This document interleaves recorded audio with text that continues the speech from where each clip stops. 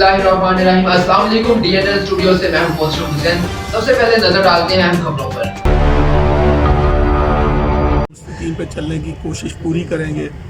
मेरी टीम जो है वो भी सारी उसको मजबूर करेंगे कि वो लोगों के मसाइल को हल करें और जल्दी हल करें, ताकि जो ये लिटिगेशन में लोगों का टाइम वेस्ट होता है और एनर्जी वेस्ट होती है और फिर सबसे ऊपर उनके पैसे लगते हैं, तो इनमें से कोई चीज़ जो है वो ना हो। करप्शन इनटॉलरेबल है, गवर्नमेंट की विजन है, बिल्कुल करप्शन फ्री करने की कोशिश करेंगे जितना हम कामयाब हुए।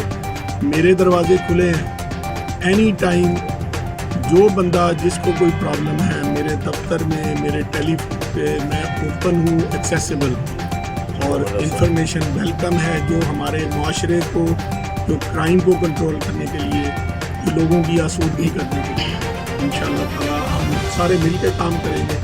आप लोग सबसे इम्पोर्टेंट पार्ट प्ले करते हो चीज़ों को, सही चीज़ों की निशानदेही और गलत चीज़ों को रोकने के लिए। मतलब कई हमारे आप देखते हैं, हमारे छोटी सी कोई मसला होता है तो एक वो फ्लेयर अप हो जाता है।